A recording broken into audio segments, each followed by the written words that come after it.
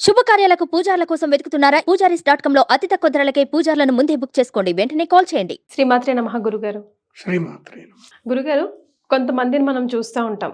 ఎన్నో పూజలు, ఎన్నో పునస్కారాలు, ఏకాదశులు, నవరాత్రులు అన్నీ చేస్తూ ఉంటారు. కానీ భూమి మీద ఉన్న భారం అంతా వాళ్ళ మీదే ఉన్నట్టు, కష్టాలన్నీ వాళ్ళకే వస్తున్నట్టు మనకు అనిపిస్తూ ఉంటుంది.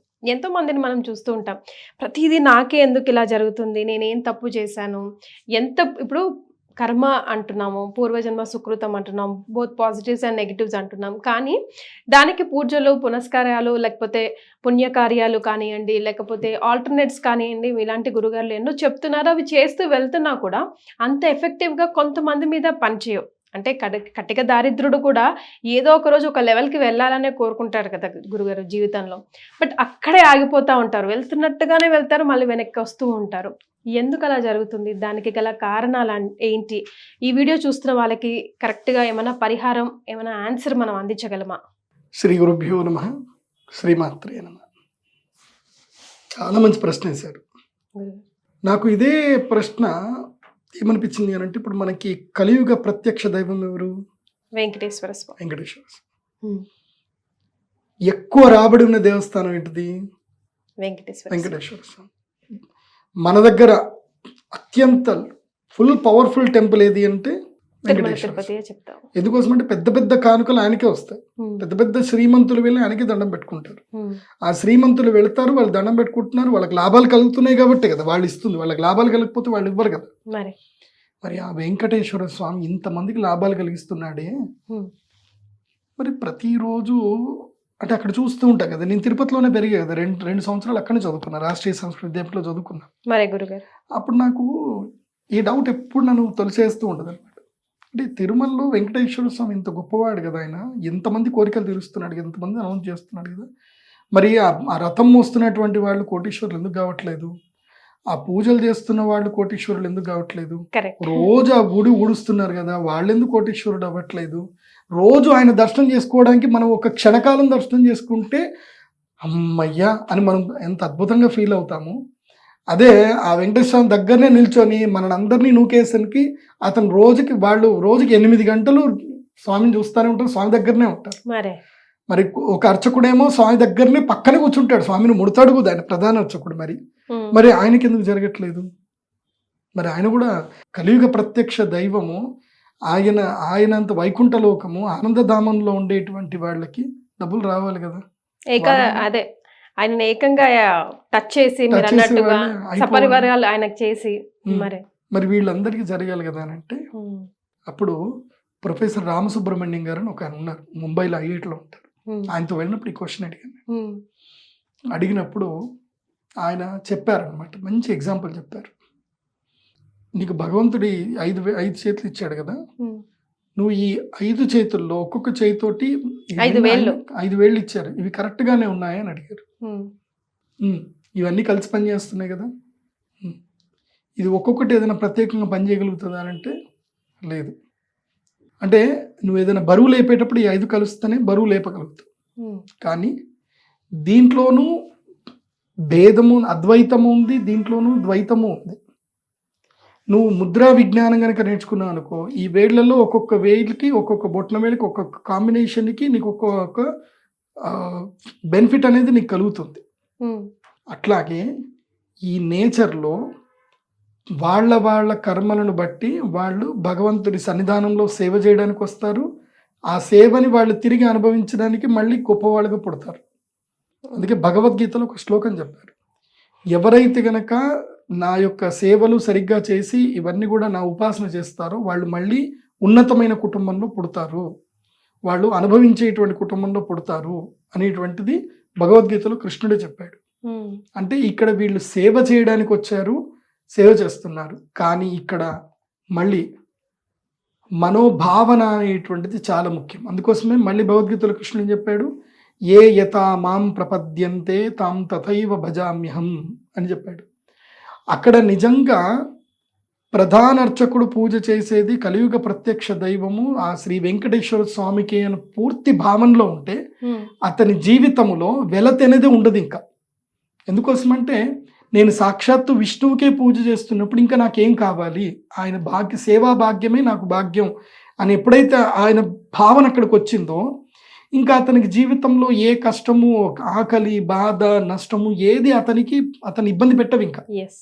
బికాస్ నాకు విష్ణువే ఉత్తముడు, నేను విష్ణువు సేవ చేస్తున్నాను భావన వస్తాయి. కానీ అక్కడ పనిచేసే వాళ్ళలో 100లో 99 మందికి ఆ భావన రాదు. ఎందుకోసం అంటే తామసిక శక్తి పట్టుకుంటుంది మనల్ని, తమస్సు పట్టుకుంటుంది. ఆ తమస్సు పట్టుకుంటుంది కాబట్టి వాళ్ళు అక్కడ ఉన్న వెంకటేశ్వర దగ్గర ఉన్న వాళ్ళకి ఏం లేదు, అన్ని పనులలాగా అదొక పని అంతే. కళ్ళకు గంతలు పట్టుకున్నాం మనం, ఈ రూమ్ లో మొత్తం బంగారం ఉంది, చీకటైనా ఉండాలి లేదంటే కళ్ళకైనా గంతలు కట్టుకోవాలి, మనకు ఆ బంగారం కనపడదు. ఏం ప్రయోజనం? ఏం లేదు. పోనీ మీ దగ్గర కోట్ల బంగారం ఉంది కానీ బంగారానికి విలువ లేదు, దాన్ని ఏం చేసుకుంటారు మీరు? చేసుకోరు. పోనీ దాన్ని ఎట్లా సద్వినియోగం చేయాలో మీకు తెలియదు, దాంతో ఏం చేసుకుంటారు? ఏం చేయలేరు. అట్లాగే వాళ్ళ బుద్ధికి వాళ్ళ కర్మకి భగవంతుడు ఎవరిని ఎక్కడ ఎట్లా చేయాలో అది ఆ మాయలో వాళ్ళు ఉంటారు. ఆ మాయని వాళ్ళని దుఃఖం వైపు కానీ, ప్రశ్నల వైపు కానీ, ఆలోచనల వైపు కానీ ప్రయాణం చూపిస్తుంది. దాకా మీరు అన్నారు నేను ఇన్ని చేస్తున్నా నాకెందుకు ఇలా జరుగుతుంది అని. మీరు అలా అనుకున్నారు అని అంటే మీరు ఇమ్మీడియట్లీ కర్మ విపాకం కావాలని కోరుకుంటున్నారు అర్థం. కర్మను మాత్రమే చేయండి, కర్మ విపాకాన్ని కోరుకోకండి. నాకే ఎందుకు ఇలా జరుగుతుందని ఎప్పుడూ అనుకోకండి. ఎందుకోసం అంటే ఈ ప్రపంచంలో మీరు ఒక భాగం మాత్రమే.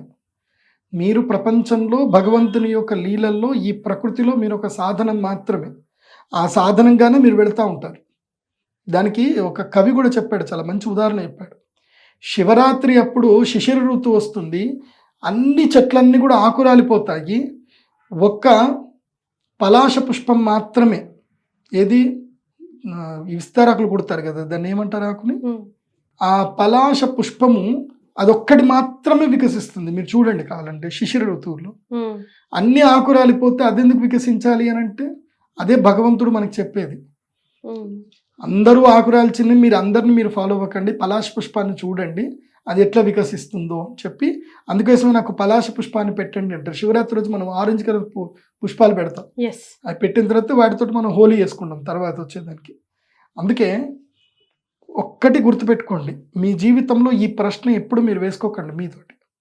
నాకే ఎందుకు ఇలా జరుగుతుంది అనే ప్రశ్న మీరు ఎప్పుడైతే వేసుకుంటారో మీ జీవితంలో మీ దుఃఖాన్ని మీరే కొని తెచ్చుకుంటున్నట్టు లెక్క.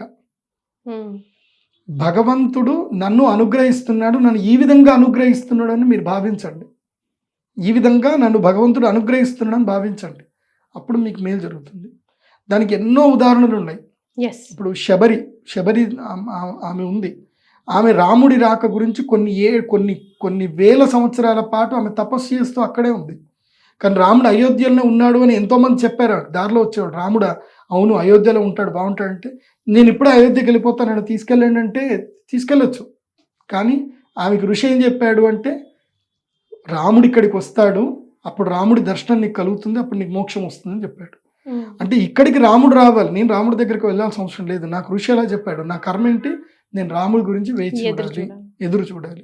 శబరి ఆ విధంగా రాముడు రావడం, రాముడు పలకరించడం, ఆ రాముడికి రేగుపండు తినడం, తిన్న తర్వాత ఆమె శరీరాన్ని త్యజించడం, ఇది అది జరగాల్సింది, అలా జరిగింది.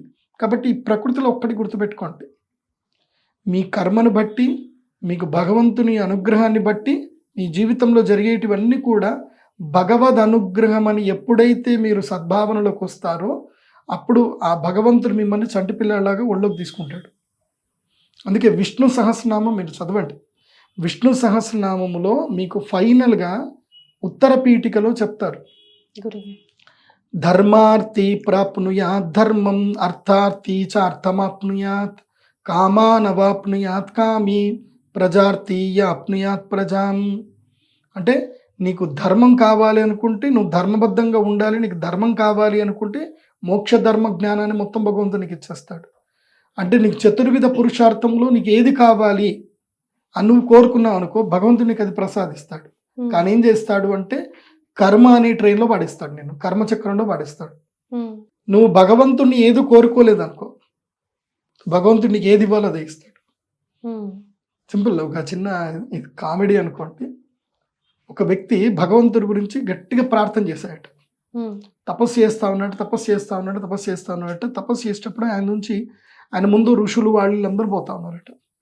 అందరు పోతా ఉంటే ఎందుకోసం తపస్సు చేస్తున్నావు అంటే నాకు అది కావాలి ఇది కావాలి అని అంటే వచ్చిన ప్రతి ఋషి ఏమంటున్నాడంటే దానికోసం దేవుడిని ఎందుకు అడగడం, ఇది నీకు ఇచ్చేస్తాడు కదా దేవుడు, ఇచ్చేస్తాడు కదా అంటే అన్ని దొరికిపోతున్నాయట అతనికి. అంటే ప్రతి దానికి నేను దేవుడి దాకా పోవాల్సిన అవసరం లేదే, ఎవ్రీథింగ్ ఐఎమ్ గెటింగ్ హియర్.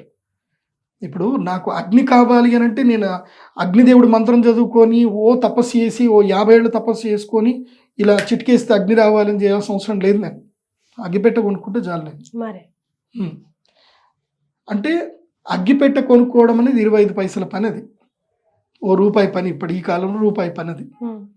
ఆ రూపాయి పని కోసం నువ్వు 50 సంవత్సరాలు నువ్వు దేవుడి దగ్గరికి వెళ్ళి నువ్వు నాకు అగ్గిపెట్ట ఇవ్వమని అడగాల్సిన అవసరం లేదు. దేవుడిని ఏం అడగాలి అది అడగాలి అన్నప్పుడు అతనికి ఏమర్థమైందట, సరే ఇప్పుడు దేవుడిని ఏం అడగాలంటే అందరు ఒకటే మాట చెప్పారట, దేవుడిని ఏం అడగకు, దేవుడు నీకు ఏది కరెక్ట్ అనిపిస్తుంది అదే చేయని అడుగు అని చెప్పేసానంటే సరే అని అన్నట. ఇట్లా తపస్సు చేస్తే దేవుడు ప్రత్యక్షమయ్యాను. దేవుడు అడిగాట, ఏం కావాలి నీకు అని అడిగాడు. నాకేమొద్దు, నాకు ఏది కరెక్టో అది నీకు తెలుసు కదా, అది నువ్వు చెయ్యు అని అన్నట. అరే నువ్వు ఆల్రెడీ అదే ప్రాసెస్లో ఉన్నాను రా, నువ్వు దానికి నువ్వు నా ప్రత్యక్షం చేయించుకోవాల్సిన అవసరం లేదు, నన్ను ఏం అడగాల్సిన అవసరం లేదు. ఐఎమ్ ఆల్రెడీ విత్ యూ, నీకు జరగాల్సినవి జరుగుతున్నాయి, అందుకోసమే నీతో ఉండి నేను ఈ తపస్సు చేయిస్తున్నా, నీకు మోక్షం ఇప్పడానికే నేను తపస్సు చేస్తున్నాను, ఇంకా కొన్ని రోజులు నువ్వు తపస్సు చేయి మోక్షం వచ్చేస్తుందని చెప్పాయట. అవునా అని చెప్పేసి మళ్ళీ అదే తపస్సు చేస్తూ వెళ్ళాయట.